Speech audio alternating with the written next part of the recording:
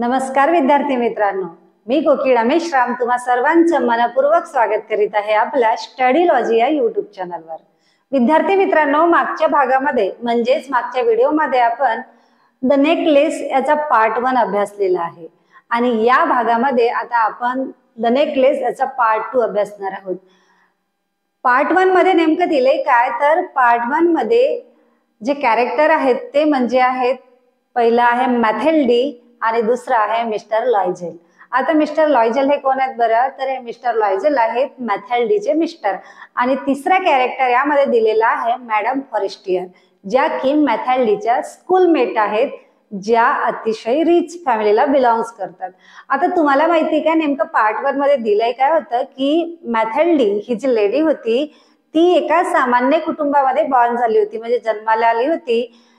त्यामुळे ती एकदम साधं सुधं जीवन जगत होती, परंतु तिचं असं ड्रीम होतं की तिच्याकडे खूप मोठं मॅन्शन असावं, इट मीन्स खूप मोठं घर असावं, छान रिच फ्रेंड्स असावे आणि खूप न्यू ड्रेस असावेत, खूप ज्वेलरीज असाव्यात।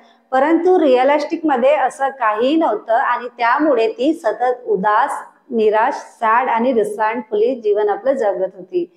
एकदा काय झालं की जे तिचे मिस्टर होते, मिस्टर लॉयजेल, तर हे एका मिनिस्ट्री ऑफ एज्युकेशन मध्ये ऑफिशियल म्हणून कामाला होते आणि तिथूनच त्यांना एक इन्व्हिटेशन कार्ड मिळालं होतं पार्टीचा, जिथे त्या दोघांनाही इन्व्हायटेड केलं होतं।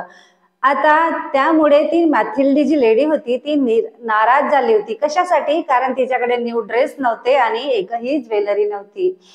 आता पार्टीला जाण्याचा जो त्यांचा खटाटोप होता, त्यांचे जे प्रयत्न होते, त्यासाठी तिने कसे तरी पैसे जमवले आणि एक नवीन ड्रेस घेतला। आणि राहिला प्रश्न होता ज्वेलरीचा, जो की तिने आपल्या मैत्रिणीकडून, जी तिची स्कूलमेट होती मॅडम फॉरेस्टियर, यांच्याकडून तिने बॉरो केला होता, इट मीन्स उधार मागितलेला होता। आणि अशा प्रकारे ती पूर्णपणे तयार होऊन पार्टीला गेली होती। पार्टीमध्ये तिने खूप एन्जॉय केलं, खूप मस्त डान्स केला, छान पार्टी एन्जॉय केली। आणि ती पार्टी होती बाल डान्स। बाल डान्स म्हणजे काय होते की तिथे डान्स केले जातात, एक डान्सचा प्रकार असतो बाल डान्स, आणि त्याच्याच संबंधित ती पार्टी होती। तिथे तिने खूप एन्जॉय केला आणि पार्टीवरून परत येत असताना तिचा नेकलेस हरवला आणि हे सगळं तिच्या लक्षातच आलं नाही, कारण ती आपल्या पार्टीमध्ये काय होती, मग्न होती, व्यस्त होती। परंतु घरी आल्यानंतर जेव्हा तिला लक्षात येतो की तिचा नेकलेस जो होता तो हरवलेला आहे, इथपर्यंतचा भाग आपण पार्ट 1 मध्ये अभ्यासलेला आहे आणि या भागामध्ये आता म्हणजेच पार्ट 2 मध्ये त्याच्या समोरचा भाग अभ्यासणार आहोत। इथे काय लिहिलंय बघा, they looked in the folds of her dress, in the folds of her cloth, in her pockets, everywhere, but they could not find it. परंतु घरी आल्यानंतर जेव्हा तिने एकदम फायनल लुक, की आपण पार्टीमध्ये किती सुंदर दिसत होतो, याच्यामुळे ती काय होती, एकदम खूप खुश झाली होती आणि शेवटचं एकदम लुक बघावं म्हणून तिने जेव्हा आरशात पाहिलं आणि ते एकदम शॉक झाली की अरे, माझ्या गळ्यात तर नेकलेसच नाही। आणि याच्यामुळे ती खूप भयभीत झाली, रडायला लागली आणि नंतर तिने शोधाशोध चालू केली आणि तिने सर्वीकडे शोधलं। तिने कुठे कुठे शोधलं की तिच्या ड्रेसमध्ये, पॉकेटमध्ये, सगळीकडे जिथे पॉसिबल होईल तिथे सर्व तिने शोधून काढलं, परंतु तिला काही ते नेकलेस सापडलं नाही। Are you sure you still had it on when you left the hall, he asked म्हणजे कोण, मिस्टर लॉयजेल तिला विचारतात, तू काय खरोखरच जेव्हा तू पार्टीचा जेव्हा हॉल सोडली होती तेव्हा तू एकदम चेक केली होती का की तुझ्या गळ्यामध्ये ते नेकलेस होतं? यस, ती काय म्हणते त्यावर, यस, होय, I touched it in the hall at the ministry. जेव्हा आम्ही पार्टीमधून बाहेर निघत होतो तेव्हा मी एकदा त्याला टच करून पाहिलं होतं की तो हार माझ्या गळ्यामध्ये आहे की नाही। But if you had lost it in the street we would have thought it fall, it must be in the cab.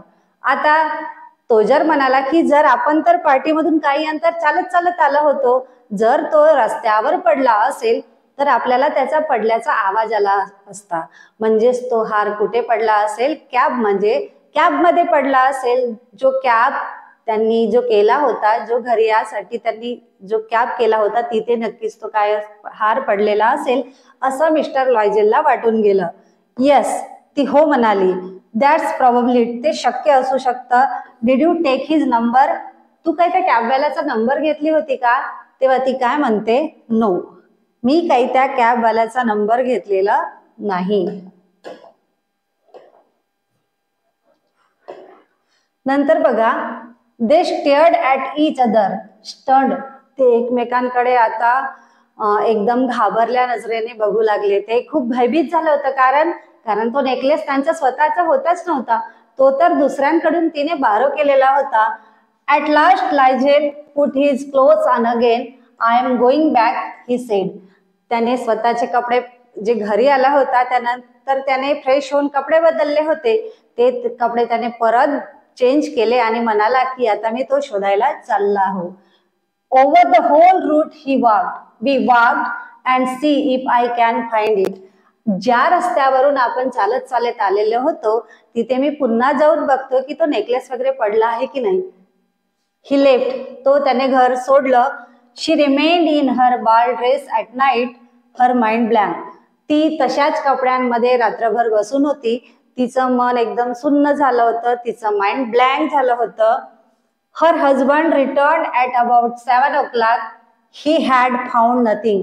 तो सुमारे 7 वाजताच्या जवळपास घरी पोहोचला, परंतु त्याला काहीही त्या रस्त्यावर सापडलेलं नाही.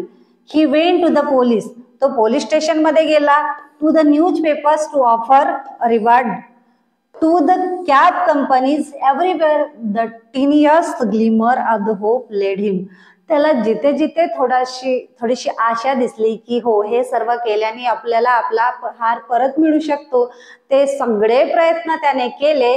कुठे कुठे गेला तो? पोलीस स्टेशन मध्ये जाऊन त्याने तक्रार केली, न्यूज पेपरला ऍड दिली, जी कॅब कंपनी होती तिथे सुद्धा त्याने जाऊन बघितलं आणि काही रिवॉर्ड सुद्धा ठेवले की या कारणाने तरी तो त्यांचा हार त्यांना परत भेटेल. परंतु तसं झालं नाही. She waited all day. तिने सर्व दिवसभर त्याची वाट पाहिली. In disappear at this frightful disaster. हा जो तिच्यावर खूप मोठा संकट आलेला होता, हा वादळ आलेला होता, हे सगळं घेऊन ती एकदम निराश झाली होती आणि दिवसभर तशीच बसून त्याची वाट पाहत बसलेली होती.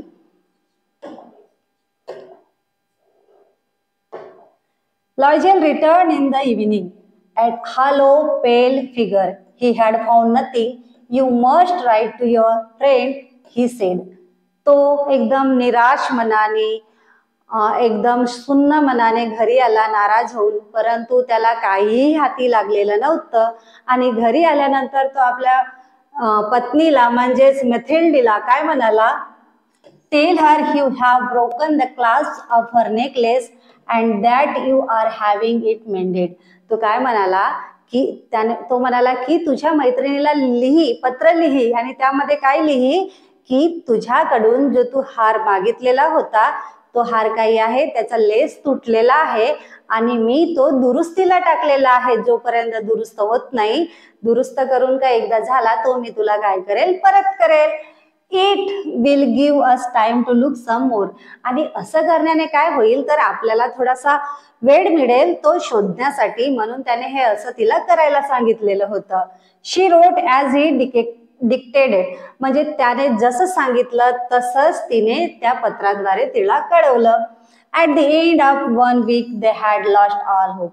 जसं 1 हप्ता झाला त्यांनी खूप शोधाशोध केली, परंतु त्यांच्या हाती काहीही लागलं नाही आणि त्यांच्या होत्या नव्हत्या सगळ्या आशा काय त्या मावळून गेलेल्या होत्या.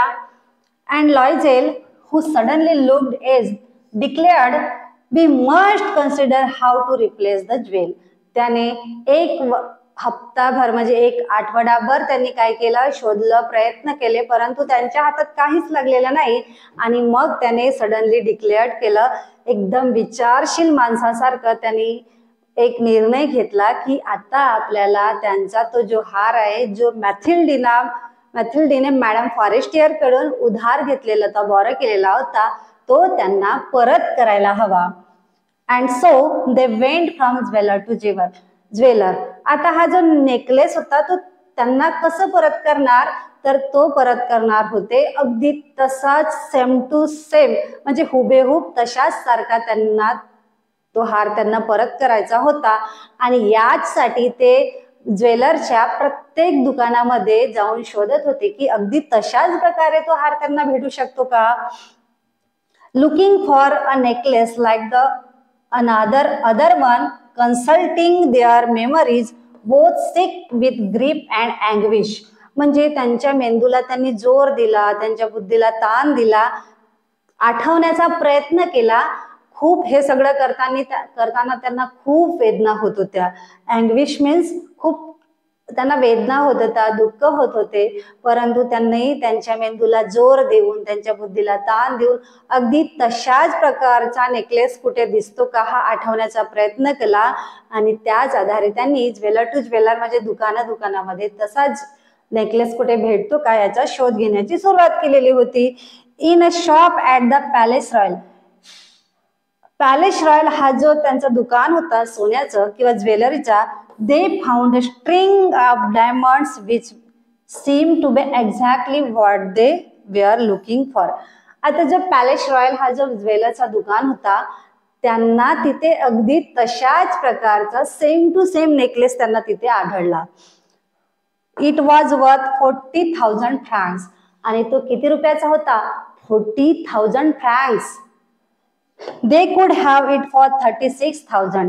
आणि तो दुकानदार त्यांना 36,000 फ्रँक्स मध्ये द्यायला तयार झालेला होता.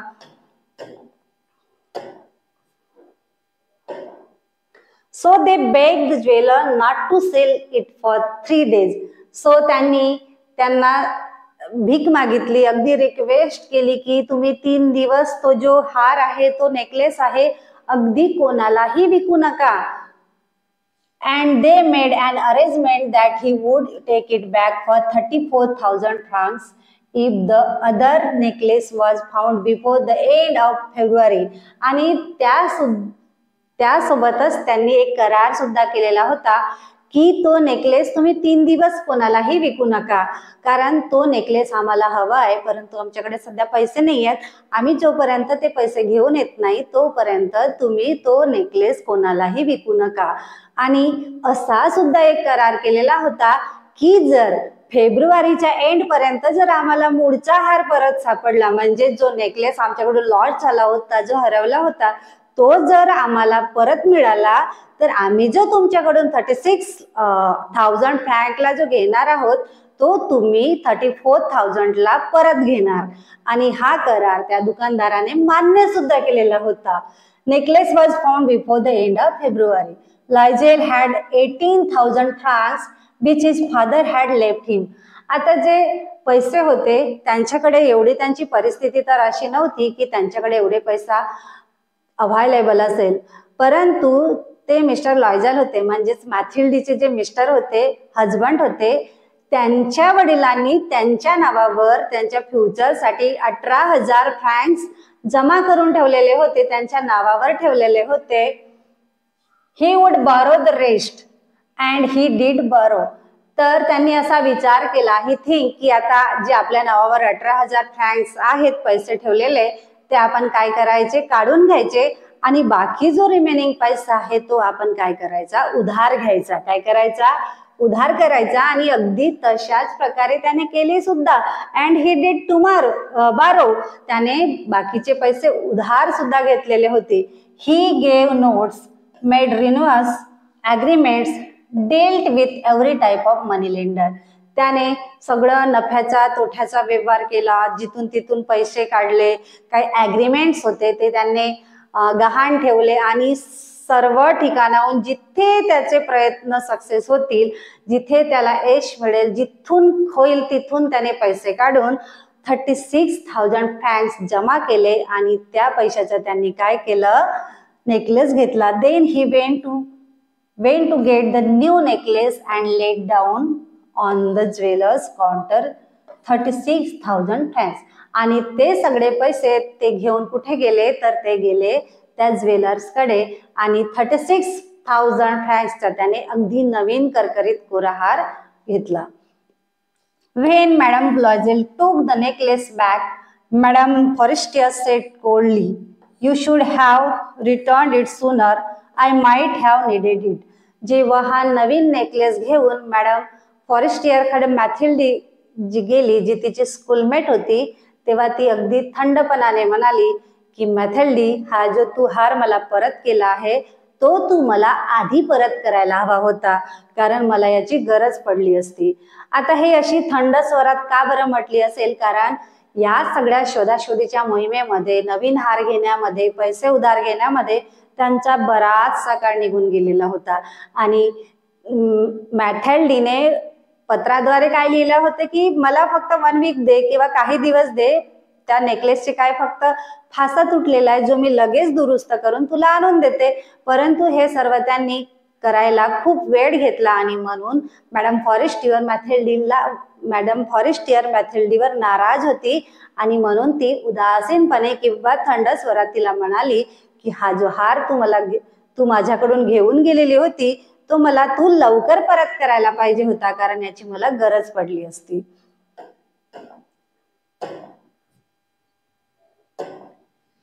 From then on, Madame Loisel knew the horrible life of the very poor. आणि त्यानंतर तिचं जीवन खरं कष्टमय सुरू झालं. अगदी गरीब लोक कसं असतात याचा प्रत्यक्ष अनुभव मॅडम मॅथिल्डीला यायला लागला. कारण आजपर्यंत ती एका सामान्य कुटुंबात जरी जन्मली असली पण तिचं राहणीमान एकदम अतिशय गरीब घराण्यातलं नव्हतं. सामान्य जीवन जगायची तिला प्रत्येक गोष्ट मुबलक प्रमाणात जरी भेटत नसली तरी तिला कुठल्या गोष्टीची कमतरता सुद्धा नव्हती. ती खूप रिच पर्सन सारखी वागत जरी नसली तरी ती एकदम गरीब सुद्धा नव्हती. तिला हवं त्या गोष्टी नेहमी किंवा काही काळ मागितल्या बरोबर जरी भेटत नसल्या तरी तिला त्या सर्व गोष्टी भेटत होत्या ज्या दुसऱ्या एखाद्या व्यक्तीला भेटत होत्या. म्हणून तरी सुद्धा त्याही परिस्थितीत ती नेहमी उदास राहायची की माझ्याकडे हेच नाही, माझ्याकडे तेच नाही. मी खूप रिच पर्सन असायला पाहिजे होती, कारण ती दिसायला काय होती, प्रेटी अँड चार्मिंग गर्ल होती. खूप अट्रॅक्टिव्ह लेडी दिसत होती आणि फक्त सौंदर्याच्या भरोश्यावर तिला असं वाटत होतं की ती खूप एकदम लॅविश लाईफ जगायला पाहिजे. परंतु हे असं नव्हतं.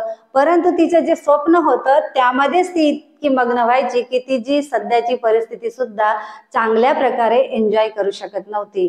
पण नंतर तिने त्याच गडबडीमध्ये तिच्याकडून नेकलेस हरवला गेला. त्याच गडबडीमध्ये तिने नेकलेस बॉरो केला.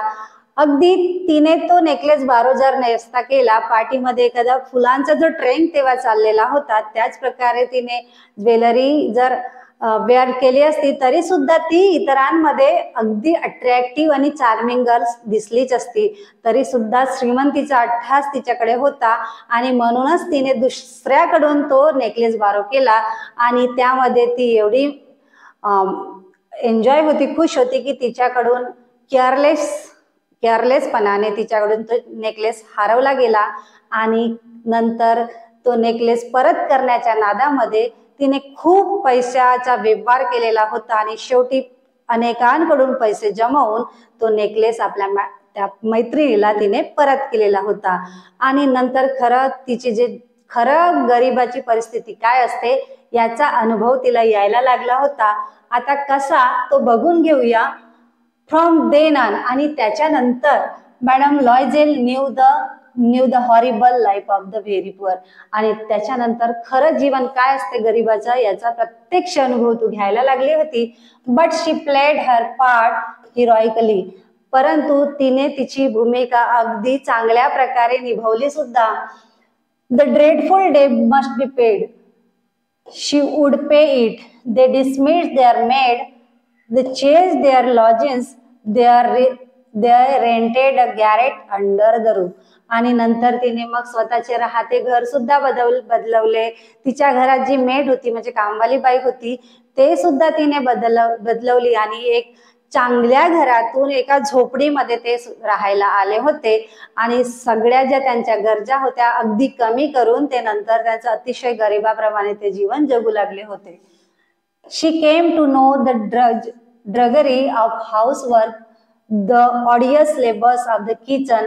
जे किचन मध्ये जे कामं करतात म्हणजे भांडे घासणी असेल, कपडे धुवायचे असेल किंवा किचन मधले जे पण कामं असेल ती सगळे ती आता स्वतः करू लागली होती.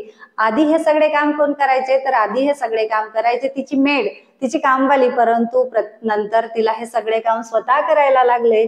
शी वॉश्ड द डिशेस, तिला भांडे सुद्धा धुवावे लागत. The dirty line, she carried the garbage down to the street every morning and carried up the water, stopping at each landing to catch her breath and dressed like a commoner. म्हणजे घरचं साफसफाई करायचं असेल, कपडे धुवायचे असेल, भांडी घासायची असेल, अगदी रोजचा कचरा बाहेर नेऊन कचरा गाडीत टाकण्यापर्यंतची सगळी कामे ती स्वतः करायची. आणि वरच्या फ्लोअरवर राहत असल्या कारणाने पाण्याचा प्रत्येक हंडा, पायऱ्या, प्रत्येक पायरी चढून तिला घरापर्यंत आपल्या घरी पाणी न्यावं लागत होतं. यामध्ये तिचा श्वास फुलून जायचा आणि प्रत्येक पायरीवर थांबून ती श्वास घेत ते सुद्धा सगळं काम निमूटपणे करत असे. She had to bargain at markets, ती छोट्या छोट्या गोष्टींसाठी मार्केटमध्ये भांडू सुद्धा लागलेली होती. Quarrel and face insults over every miserable sou, म्हणजे काय, एका पैपईसाठी ती स्वतःचा अपमान करून घेत होती. छोट्या छोट्या कारणांसाठी, छोट्या छोट्या पैपईच्या वस्तूंसाठी तिला भांडावं लागत होते. घासाघीस करून ती वस्तू घेत असे. असं ती जीवन आता जगू लागली होती. Each month they had to pay some loans, renew others, get more time. म्हणजे प्रत्येक महिन्याला ते छोट्या छोट्या का प्रमाणात असे ना त्यांनी घेतलेलं कर्ज ते काय करत असत, पे करत असत आणि नवीन कर्ज घेऊन पुन्हा त्यांचे ते पैसे ते लोन मध्ये घेत असत आणि काही पैसे ते पे करत असत.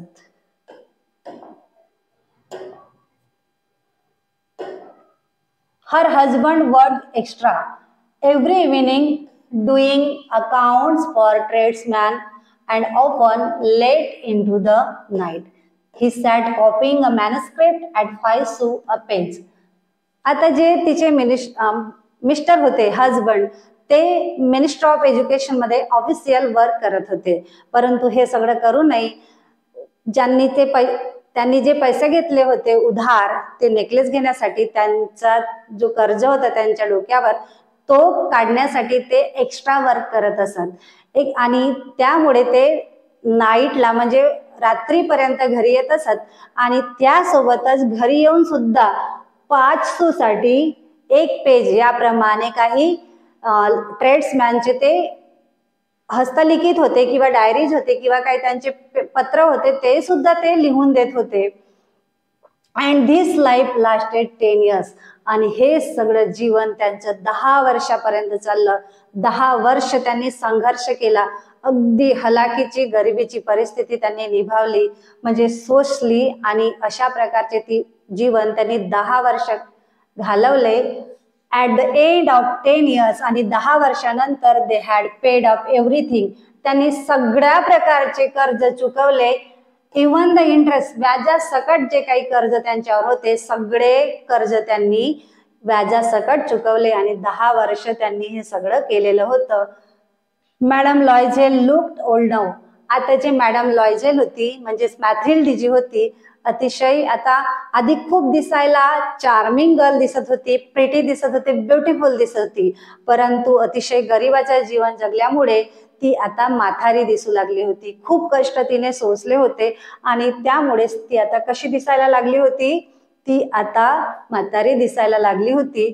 Often she brooded over the past, what would have happened if she had not lost that necklace?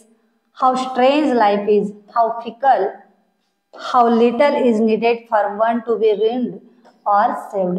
म्हणजेच काय, आता ती म्हातारी दिसू लागत होती आणि जे मागचे 10 वर्ष तिने जे जीवन घालवलं होतं हे जरी तिने आठवलं तरी तिला खूप वेदना व्हायच्या. ती एकदम दुःखी होत असे, आपल्याच नशिबावर कुडत बसत असे की काय झालं असतं जर हा छोटासा हार तिच्याकडून हरवला गेला नसता. ही एक छोटीशी गोष्ट तिच्याकडून नकळत झालेली जी चूक होती ती घडली नसती. एक छोटीशी गोष्ट एखाद्याचे जीवन उद्ध्वस्त सुद्धा करू शकते किंवा एखाद्याचं नवनिर्मिती सुद्धा करू शकते, अशी एक छोटी गोष्ट. परंतु त्यांचं सगळं 10 वर्ष त्यांनी उद्ध्वस्त केले होते, त्यांची लाईफ पूर्ण चेंज करून टाकलेली होती. One Sunday, as she was walking in the Champs-Élysées, suddenly she saw Madame Forestier, still young, still beautiful, still charming. एक रविवारी ती संध्याकाळी कुठून तरी म्हणजे चाम्स इलिसी मधून चालत जात होती आणि ह्या रस्त्यावरून चालत जात असताना त्या मॅडम लॉयझलने मॅडम फॉरेस्टियरला बघितलं. ती कशी दिसत होती? आता सुद्धा जशीच्या तशीच चार्मिंग, अट्रॅक्टिव्ह आणि ब्युटिफुल दिसत होती. आणि तिच्या तुलनेत मॅडम लॉयझेल ह्या कशा दिसत होत्या? ह्या म्हाताऱ्या दिसत होत्या. Madam Loisel felt emotional. तिला बघून ती थोडी इमोशनल झाली, भावनिक झाली. Should she speak to her? तिला वाटलं आपण आता बोलायला काय हरकत आहे, आपण हिच्याशी बोलू शकतो. यस, ऑफकोर्स, होय. And now that she had paid she would tell her all, why not? आता तिला वाटलं की आपण 10 वर्षात जे जे काही केलं ते तर आपण आता सगळं कम्प्लीट केलेलंच आहे, सगळं कर्ज आपण चुकवलेलं आहे. आता आपण मॅडम फॉरेस्टियर सोबत बोललं तर काय होईल? आणि तिला आपण 10 वर्षात काय काय केलं हे सुद्धा जर सांगितलं तर काहीच फरक पडणार नाही, कारण आता आपलं जीवनावर किंवा आपल्या डोक्यावर कुठलाच कर्जाचा बोजा नाही आहे असं तिला वाटून गेलं. आणि म्हणूनच शी वेंट अप टू हर. ती तिच्याकडे गेली आणि म्हणाली, गुड मॉर्निंग जिनी. जिनी हा जो तिचा नाव होता, ती क्लोज फ्रेंड मध्ये तिच्या घरी म्हटलं जायचं किंवा फॅमिलियर्स लोक म्हणत होते. हा जिनी हा कोणाचं नाव आहे? तर जिनी हा मॅडम फॉरेस्टियरचं नाव आहे. परंतु तिचे क्लोज रिलेटिव्ह, तिचे फॅमिलियर्स फक्त ह्या नावाने तिला आवाज मारत होते. आणि madam Loisel madam फॉरेस्टियरची close friend होती आणि म्हणून ती सुद्धा त्यांना ह्याच नावाने हाक मारत होती. आणि म्हणून ती म्हणाली, good morning Jeanne. The other, astonished to be addressed so familiarly by this common woman, did not recognize her. She stammered. आता हा जो नाव होता तो फक्त तिला तिच्या क्लोजली फ्रेंड किंवा फॅमिलियर लोकच म्हणत होते आणि तो नाव एका अनोळखी व्यक्तीकडून तिच्यापर्यंत आला होता. त्याच्यामुळे ती काय झाली होती? आश्चर्यचकित झालेली होती. But madam, I don't know, you must have made a mistake. आणि म्हणूनच ती मॅडम फॉरेस्टियर मॅडम लॉयझेलला म्हणाली की मॅडम, मी तुम्हाला ओळखत नाही, मला माहित नाही, परंतु तुम्ही एक चूक करत आहात. No, I am Mathilde Loisel. परंतु मॅथिल्डी तिला म्हणाली की नाही, मी दुसरी तिसरी कोणीही नाही, तर मी कोण आहे? तुझी close friend Mathilde. Her friend uttered a cry. Oh my poor Mathilde, how you have changed. तिला बघून ती एकदमच निराश झाली. एकदम रडक्या स्वरात तिला म्हणाली, मॅथिल्डी, तू कशी दिसत आहेस? काय अवतार करून घेतलाय स्वतःचा? तू अगदी चेंज झालेली आहेस, किती बदलली आहेस तू. Yes, I have had some hard time since I last saw you and many miseries and all because of you. ती काय म्हणाली नंतर? हो, आता खूप काही बदललेलं आहे. जेव्हापासून मी तुला लास्ट टाइम बदललं तेव्हापासून आतापर्यंत माझ्या जीवनात खूप काही घडून गेलेलं आहे आणि हे सगळं तुझ्यामुळे झालेलं आहे, असं मॅथिल्डी मॅडम फॉरेस्टियरला म्हणाली. मी? हाऊ कॅन दॅट बी? माझ्यामुळे कसं शक्य आहे?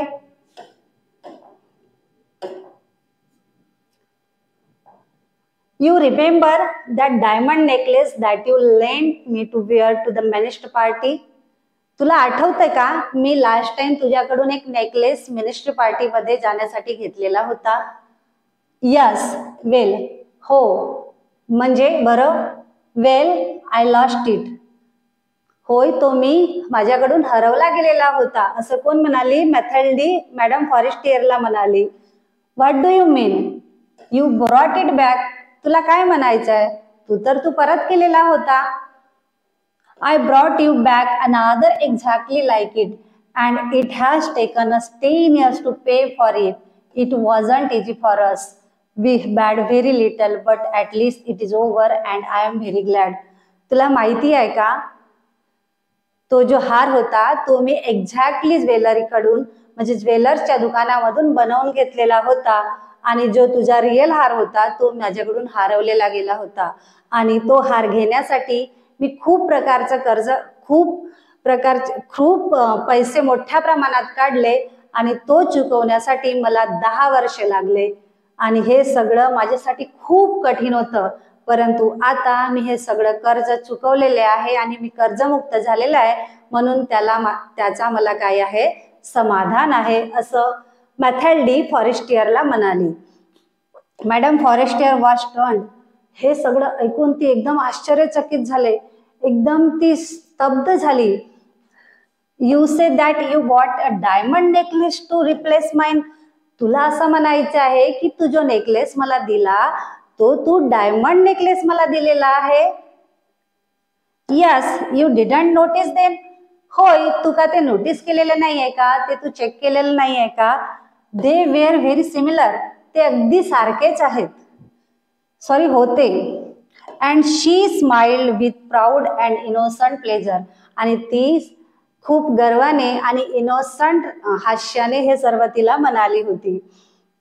Madam Forestier deeply moved to both her hands. Oh my poor Mathilde, mine was imitation. आणि ती जेव्हा म्हणाली की मी तुला अगदी तसाच हुबेहूब सेम टू सेम हार, तो जो मी तुझा हार हरवलेला होता त्या बदल्यात दिलेला आहे आणि तो खराखुरा नेकलेस आहे डायमंडचा. आणि हे सगळं ऐकून मॅडम फॉरेस्टियर एकदम स्तब्ध झाल्या, एकदम आश्चर्यचकित झाल्या आणि तिच्याकडे त्या आश्चर्यचकित नजरेने बघितल्या आणि तिचे दोन्ही हात तिच्याकडे टर्न होऊन तिला म्हणाल्या, ओ माय डिअर मॅथिल्डी, हे माझ्या प्रिय मैत्रिणी, तो माझा जो हार होता तो काय होता, नकली होता. It was worth 500 francs at most. आणि तो जास्तीत जास्त फक्त 500 फ्रँकचा होता आणि त्या बदल्यात तिने त्या मॅडम फॉरेस्टियरला खराखुरा 40,000चा डायमंड नेकलेस दिलेला होता. 40,000 फ्रँकचा डायमंड नेकलेस दिलेला होता आणि तो तिचा नेकलेस काय होता, इमिटेशन, म्हणजेच काय होता, नकली होता. परंतु ही गोष्ट तिने कळू न देता आपल्याच मनाशी तर्क लावला आणि तिला खराखुरा डायमंड नेकलेस दिला. तर हा होता द नेकलेस ह्या स्टोरीचा पार्ट 2 भाग. इथे नेमकं काय दिलेलं होतं की ही जी मॅडम फॉरेस्टियर आणि मॅडम लॉयजेल जी होती, मॅडम लॉयजेलने जो नेकलेस लॉस्ट केलेला होता म्हणजे हरवला होता, याची कुठलीही खबर आपल्या मैत्रिणीला दिलेली नाही. अगदी आपल्याच मनाशी बांधून घेतलं की तिचा जो नेकलेस होता तो खराखुरा डायमंड नेकलेस होता आणि तो तिला आपण परत करावा म्हणून तिने सगळे पैसे उधार घेतले, त्याचं कर्ज काढलं आणि त्या बदल्यात तिने तिला खराखुरा डायमंड नेकलेस दिला. आणि नंतर मग पैसे काढल्यामुळे, पैसे कर्ज घेतल्यामुळे, काही नफ्या तोट्याचे व्यवहार केल्यामुळे तिला अगदी गरिबीचे जीवन जगावे लागले. अगदी 10 वर्ष ती अतिशय झोपडीत राहून गरीब जीवन जगली आणि त्याच वेळी तिने खूप हाल अपेष्टा सुद्धा सहन केल्या होत्या आणि यामुळेच ती खूप एक charming attractive pretty girl lady असून सुद्धा एकदम म्हातारी दिसायला लागली होती. जर हे सगळे तिने आपल्या फ्रेंडला सांगितलं असतं तर कदाचित ही वेळ तिच्यावर आली असती सुद्धा नाही. कदाचित तिच्या मैत्रिणीने तिला तो हार भरून मागितला असता तर जास्तीत जास्त 500 फ्रँक खर्च करून तो तिला हार परत सुद्धा देता आला असता. परंतु हे तिने केलं नाही आणि स्वतःमध्ये सगळं ठेवून तिला त्या बदल्यात खराखुरा डायमंड नेकलेस दिलेला होता. हा जस्ट द नेकलेस हा जो पाठ घेण्यात आलेला होता, ही एक स्टोरी आहे द नेकलेस या नावाची, जी लिहिलेली आहे गाय डी मसुपंट या रायटरने लिहिलेली आहे. आणि यांच्या स्टोरी मधला पार्ट 1 आणि पार्ट 2 हा द नेकलेस हा भाग घेण्यात आलेला आहे.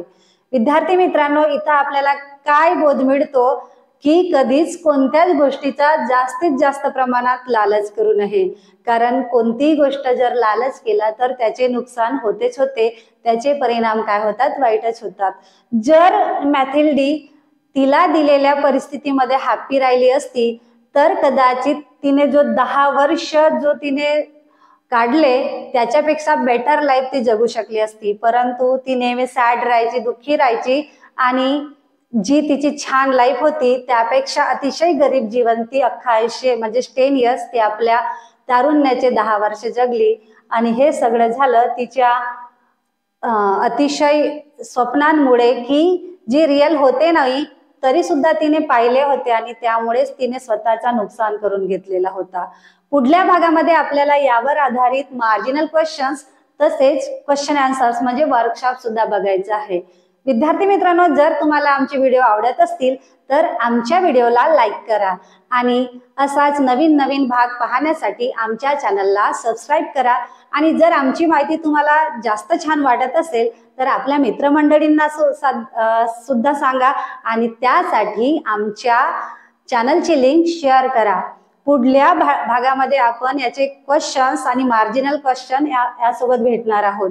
तोपर्यंत धन्यवाद।